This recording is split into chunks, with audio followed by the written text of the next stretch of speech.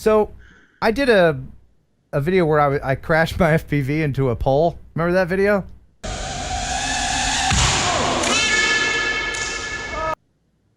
And the guy who, this was in Birmingham, Alabama, and the guy who showed me that place.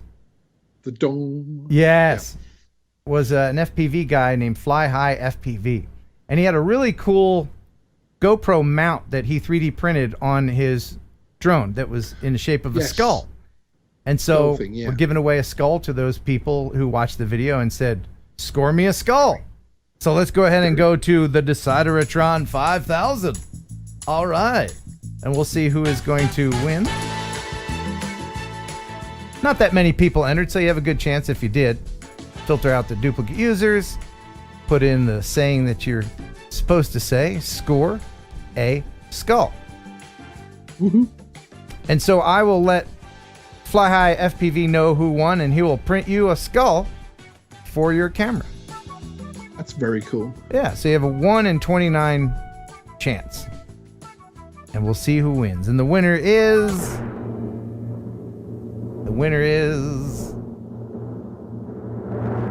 Reese FPV.